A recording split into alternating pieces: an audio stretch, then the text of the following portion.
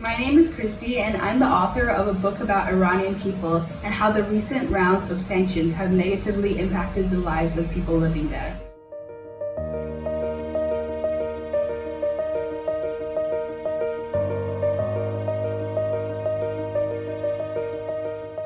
I think when people usually learn or read about Iran, it tends to be either about politics and the current events that are happening, or it tends to be about the culture and the history and traveling to Iran. My book hopes to blend these two elements and talk about what it is like in Iran, but also give a brief overview of how the political situation is playing out in the country. This book explores the intersections of Iranian culture, politics, and human rights. It talks about how there's a lot of potential in Iran, but that it's being vastly underappreciated because of how the international community perceives the country and the people, and how because of this perception, the most vulnerable populations in the country are being negatively affected. I wanted to write this book after visiting Iran because I realized how many preconceptions I had about the country and the people. I was pleasantly surprised by how generous everyone was. They're some of the most gracious people I've ever met while I was traveling. This book includes stories from Iranian locals.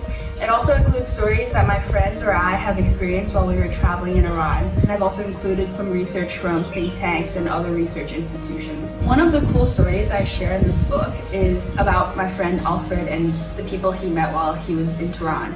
People's preconceptions of Iran may be that this country is under Sharia law and everyone is very religiously conservative. Alfred and I had these preconceptions that Iran was religiously conservative and the whole country was under Sharia law, so we thought we had to be really careful about the way we spoke and the way we acted.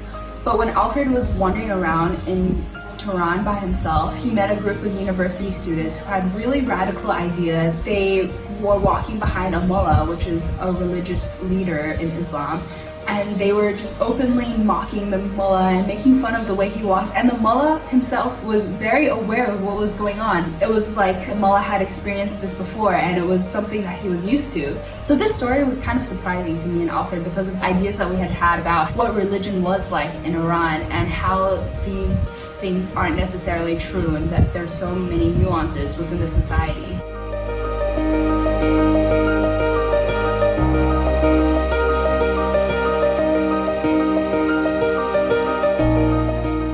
You'll enjoy this book if you don't really know much about Iran, but you're open-minded to learning more about the country. You'll also enjoy it if you're interested in international relations, politics, or human rights. My hope for this book is to have people question some long-standing presumptions they've had about Iran and Iranian people. Iran is not a country that's just the enemy of the US. Instead, it has a complex and long cultural history, and its people are really talented. I hope this book kind of sparks that curiosity for people to start looking deeper into what Iran actually is like. My name is Kristy, and I'm the author of a book about Iranian people and how the recent rounds of sanctions have negatively impacted the lives of people living there.